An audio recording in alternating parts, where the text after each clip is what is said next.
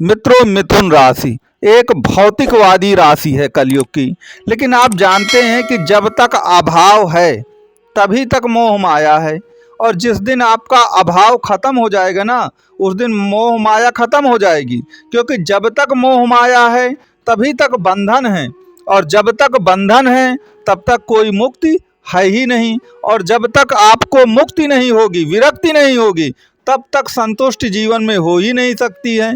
आप तो जानते हैं ना कि महलों में रहने वाले लोगों के पास सब कुछ भोग विलास होता है, लेकिन आपको तो मालूम है कि जब तक विरक्ति और संतुष्टि नहीं होती है तब तक सोने का महल भी आपको जेल खाने से ज़्यादा नहीं लगेगा।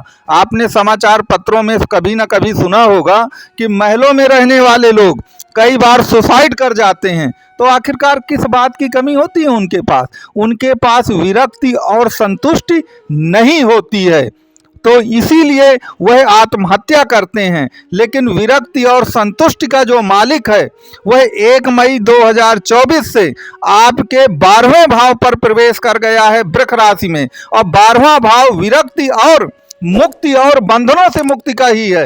लेकिन मैंने आपको शुरू में ही बताया है कि बंधनों से मुक्ति तो तभी होगी जब अभाव से मुक्ति होगी। जब कोई चीज आपको प्रचुरता से मिल जाती है ना, तो आप उस चीज को त्याग देते हैं। जीवन का कोई भी क्षेत्र हो, जो चीज़ आपको बहुत प्रचुरता से मिल जाती है, बहुत अधिकता हो जाती है, फिर वो चीज़ आपको अच्छी नहीं लगने लगती है। तो याद रखिएगा, बृहस्पति देव जो हैं वह आपके 12वें भाव पर हैं, जो कि मुक्ति और मोक्ष के देवता तो हैं ही, वह आपके लिए मुक्ति का, बंधनों से मुक्ति का द्वार खोलेंगे। और राहु देव महाराज जो कि शुक्र और बुध के साथ आपके 10वें भाव पर विचरण कर रहे हैं, जो कि भौतिकवाद के प्रतीक हैं, वह आपके लिए धन और भोग विलास के संसार को भी खोलेंगे। तो किस प्रकार से बृहस्पति और राहु का जो मेल है वह निश्चित तौर पर आपको बंधनों से तो मुक्त कराएगा ही, जो भौतिक सुख हैं, भोग विलास हैं, वो आपको कैसे देगा 2024 में, उस सब की पूरी पर चर्चा बड़ी विस्तृत रूप से वीडियो में की जाएगी। तो आप वीडियो को अंत तक जरूर देखिएगा, और वीडियो अच्छा लगे तो वीडियो को लाइक शेयर सब्सक्राइब करिए। और मिथुन राशि या मिथुन लग्न से संबंधित आपका कोई भी प्रश्न हो, या कुंडली से संबंधित आप किसी तरह का विश्लेषण चाहते हो, तो दिए गए नंबर पे आप कांटेक्ट कर सकते हैं। तो मित्रों, जो 12वां भाव है जहां पर गुरुदेव बृहस्पति 1 मई 2024 से विराजमान हो गए हैं, तो 12वें भाव को कोर्ट कहा गया है, कोर्ट कचहरी। 12वें भाव को जेल भी कहा गया है, 12वें भाव को अस्पताल कहा जाता है, 12वें भाव को डिप्रेशन या पागलपन कहा जाता है, और 12वें भाव को भोग विलास भी कहा गया है। तो आप मुझको अब ये बताइए कि कोर्ट कचहरी हो, जेल हो, अस्पताल हो, डिप्रेशन हो, भोग विलास हो, ये क्या है? ये मोह माया और बंधन ही तो हैं। आप कोर्ट कचहरी में क्यों फंसे रहते हैं कि आपको लगता है कि मेरे पक्ष में फैसला आ जाएगा तो मुझे इतनी जमीन जायदाद मिल जाएगी, या मुझे इस चीज से छुटकारा मिल जाएगा। तो जब बंधन है, मोह माया है, वो आपके 12वें भाव पर ही है। और उन्हीं बंधनों से, उन्हीं मोह माया से छुड़ाने के लिए गुरुदेव बृहस्पति आ चुके हैं। पिछले बहुत वर्षों से आप मोह माया और बंधनों में बिल्कुल फंस के रह गए थे, लेकिन बृहस्पति देव आपको इन सभी मोह माया से, सभी प्रकार के बंधनों से मुक्त कराने के लिए आ चुके हैं। तो पहली बात तो विरक्ति और संतुष्टि के बिना इस जीवन में कुछ भी नहीं है।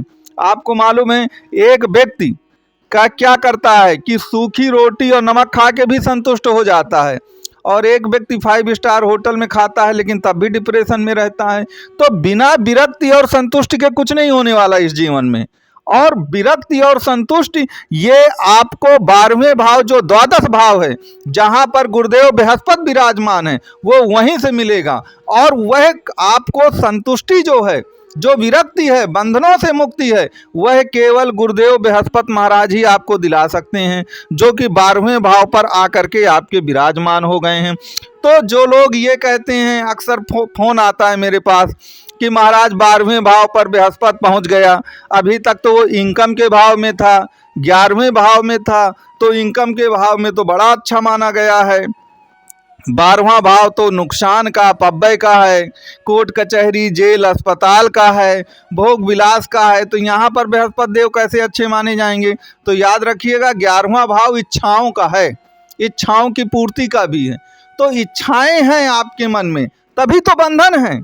जब हमारे मन में कुछ इच्छा होती है तभी लोभ मोह माया उपजता है, तभी हम बंधनों में जकड़ते हैं। तो 11वां भाव बंधनों का है, इच्छा मतलब बंधन, और 12वां भाव इच्छाओं से मुक्ति का है। तो मतलब हर प्रकार के बंधनों से मुक्ति है। तो जो लोग ये कहते हैं कि 11वें भाव में तो बड़ा अच्छा है, 12वां भाव खराब है, तो 12वां भाव अच्छा नहीं है, अच्छा नहीं है ये मत कहिए, बल्कि 12वां भाव वास्तव में अगर आप डीपली सोचें, दार्शनिक ढंग से सोचें, तो 12वां भाव ही आपके लिए अच्छा है, ना कि आपके लिए 11वां भाव अच्छा है। तो आप इस बात पर कोई दुख और अफसोस मत करिए कि गुरुदेव बृहस्पति 12वें भाव पर आ गए हैं। वो 12वें भाव पर आए हैं तो यह आपके लिए सबसे अच्छा है, क्योंकि 12वें भाव का बैठा बृहस्पति आपके चतुर्थ भाव में दृष्टि डालेगा कुंडली की। तो चतुर्थ भाव तो वैसे भी मन के सुख का होता है। अब मन के सुख के बिना हर प्रकार का सुख बेकार है। आपको अगर मन से ही किसी चीज़ का सुख नहीं है तो हम आपको पैसों के ढेर में, सोने के ढेर में बिठाई देते हैं, आपको कुछ भी अच्छा नहीं लगेगा। जब तक मन से सुख नहीं है तब तक कुछ नहीं होने वाला। अब 12वें भाव का बृहस्पति अपनी पंचम दृष्टि से चतुर्थ भाव को देखेगा।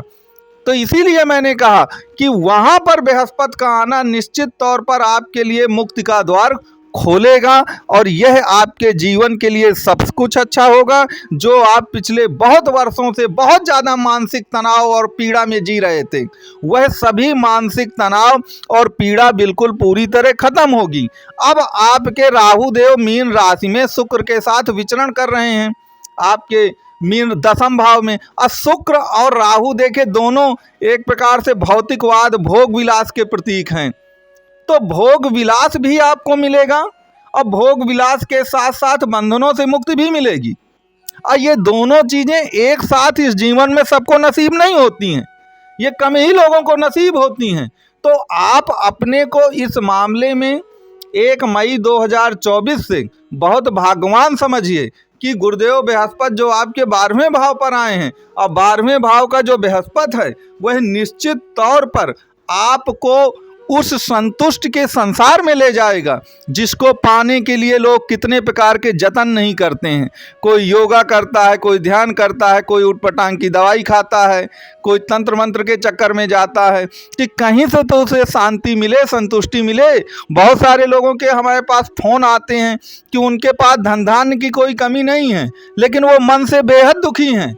तो वह संतुष्टि जो है, वह विरक्ति जो है, वह मुक्ति जो है, अब पाने का समय आ चुका है। तो मित्रों, अंत में मैं यही कहूँगा आपको कि आपको अगर वीडियो अच्छा लगा हो तो वीडियो को लाइक, शेयर और सब्सक्राइब जरूर करिएगा आप। और कुंडली से संबंधित आपका किसी भी तरह का कोई भी प्रश्न हो तो नंबर आपको दिया गया है, आप इस नंबर पे व्हाट्सअप कर सकते हैं, अपना मैसेज लिख सकते हैं।